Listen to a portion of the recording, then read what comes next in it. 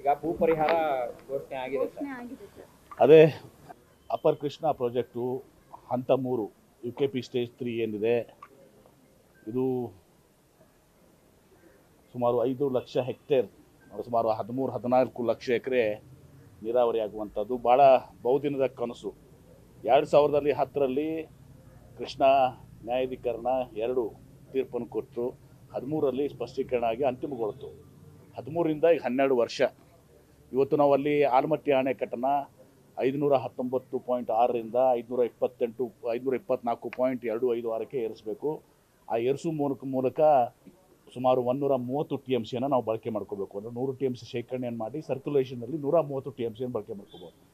ಅಲ್ಲಿ ಸುಮಾರು 1,33,000 ಎಕರೆ ಬೇಕು. ಅದರಲ್ಲಿ 75,000 ಎಕರೆ ರೈತರ ಭೂಮಿಗಳು ಮುಳುಗಡೆ ಆಗ್ತವೆ ಹಿನ್ನೀರಿಂದ, ಡ್ಯಾಮ್ ಹೈಟ್ ಇನ್ಕ್ರೀಸ್ ಮಾಡಿದ್ದಾರೆ.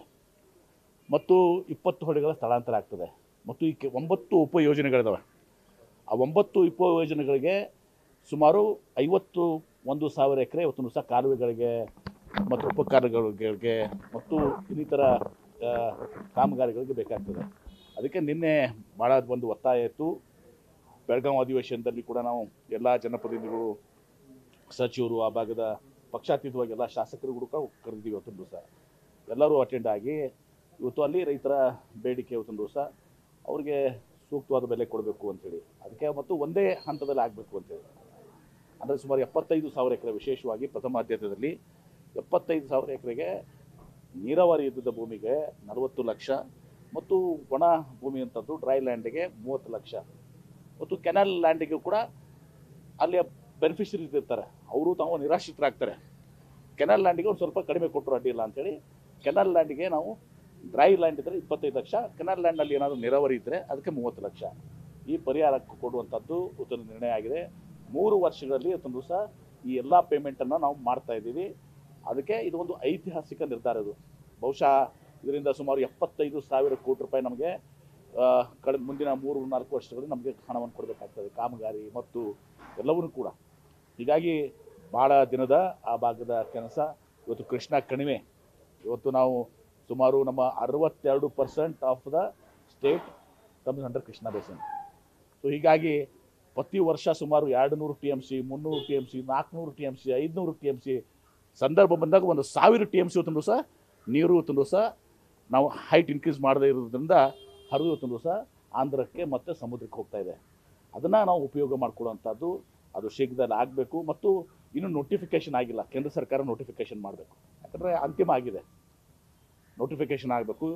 ನನ್ನ ಮುಖ್ಯಮಂತ್ರಿಗಳಿಗೆ, ಉಪಮುಖ್ಯಮಂತ್ರಿಗಳಿಗೆ ಎಲ್ಲರಿಗೂ ನಾನು ಅಭಿನಂದನೆ ಸಲ್ಲಿಸ್ತೇನೆ. ಇದು ಒಂದು ಐತಿಹಾಸಿಕ ನಿರ್ಧಾರ. ಮತ್ತು ವಿಶೇಷವಾಗಿ ವಿಜಯಪುರ ಜಿಲ್ಲೆ, ನಮ್ಮ ಜಿಲ್ಲೆಯಲ್ಲಿ ಬಹುತೇಕ ಸುಮಾರು 3 ಲಕ್ಷ ಹೆಕ್ಟೇರ್ ನಮ್ಮಲ್ಲಿ ನೀರಾವರಿ ಆಗ್ತದೆ. ಬಾಗಲಕೋಟು, ಗುಲ್ಬರ್ಗ, 9 ಉಪಯೋಜನೆಗಳಿದಾವೆ, ಕೊಪ್ಪಳ, ಎಲ್ಲ ಭಾಗಗಳಿಗೆ ನೀರಾವರಿ ಆಗುವಂಥ ಒಂದು ಮಹತ್ವದ ಯೋಜನೆ ಇದು.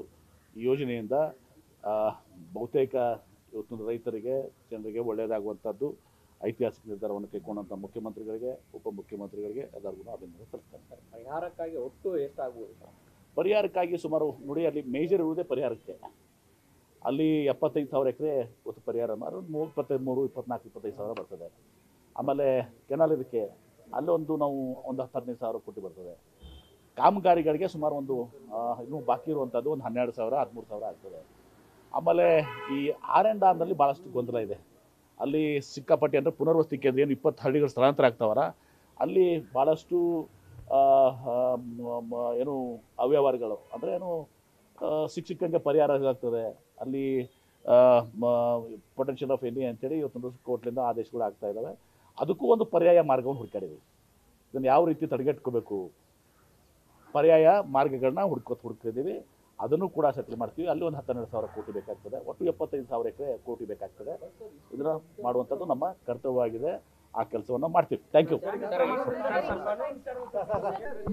ಕೋರ್ಟ್ನಲ್ಲಿ ಏನು ಕೇಸ್ಗಳಿದ್ದಾವೆ ಅದಕ್ಕೆ ಮೀಡಿಯೇಷನ್ ಆ್ಯಕ್ಟ್ ಮುಖಾಂತರ ಇವತ್ತು ಅಡ್ವೊಕೇಟ್ ಜನರಲ್ ಕೂಡ ಬಂದಿದ್ದರು ಮೀಟಿಂಗಿಗೆ.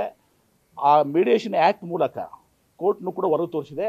ಎಲ್ಲವನ್ನೂ ಒಂದು ಮೀಡಿಯೇಷನ್ ಆ್ಯಕ್ಟ್ನಲ್ಲಿ ಒಬ್ಬರು ಡಿಸ್ಟ್ರಿಕ್ಟ್ ಜಡ್ಜು ಅಥವಾ ರಿಟೈರ್ಡ್ ಡಿಸ್ಟ್ರಿಕ್ಟ್ ಜಡ್ಜು ಅದರ ಮೂಲಕ ಇವತ್ತೊಂದು ದಿವಸ ಮಾಡುವಂಥದ್ದನ್ನು ಕೂಡ ಮಾಡ್ತಾ ಇದ್ದೀವಿ. ಇದಲ್ಲದೆ 2013 ಭೂ ಸ್ವಾಧೀನ ಕಾಯ್ದೆಯಲ್ಲಿ ಇವತ್ತು ಅಲ್ಲಿ ಒಂದು ಪ್ರಾವಿಷನ್ ಇದೆ. ಒಂದು ಅಥಾರಿಟಿಯನ್ನು ಕ್ರಿಯೇಟ್ ಮಾಡಬೇಕು ಅಂಥೇಳಿ ಆ ಅಥಾರಿಟಿಯನ್ನು ಕ್ರಿಯೇಟ್ ಮಾಡಲಿಕ್ಕೂ ಕೂಡ ನಾವು ಕ್ರಮ ಕೈಗೊಳ್ತಾ ಇದ್ದೀವಿ. ಸರ್, ಬಿಜೆಪಿಯವರು ಸಮೀಕ್ಷೆಯಲ್ಲಿ ಹಿಂದೂ ಅಂತ ಬರೆಸ್ಬೇಕು ಅನ್ನುವಂಥ ವಾದವನ್ನು ಮುಂದಿಡ್ತಾ ಇದ್ದಾರೆ ಸರ್. ಈಗ ನೋಡಿ, ಈಗ ಬೇರೆ ಬೇರೆ ಥರ ಇದ್ದಾವೆ. ಬಿ ಜೆ ಪಿಯವ್ರದ್ದು ಒಂದಿದೆ, ವೀರಶೈವ ಮಹಾಸಭಾದವ್ರದ್ದು ವೀರಶೈವ ಲಿಂಗಾಯತ್ ಅಂತಿದೆ, ವಿರಕ್ತ ಮಠಗಳದ್ದು ಲಿಂಗಾಯತ್ ಅಂತಿದೆ. ಎಲ್ಲ ಚರ್ಚೆ ಮಾಡೋಣ.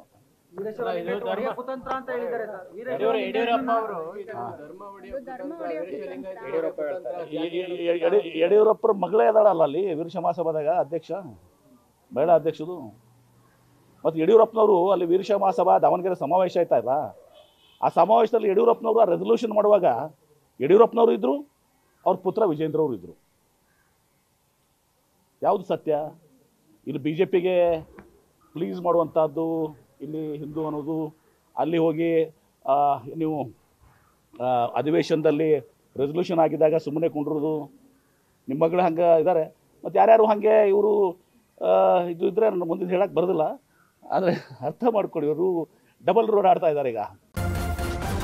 ನ್ಯೂಸ್ ಫಸ್ಟ್ ನಿರ್ಭೀತಿಯಿಂದ ನಿಮ್ಮ ಪರವಾಗಿ.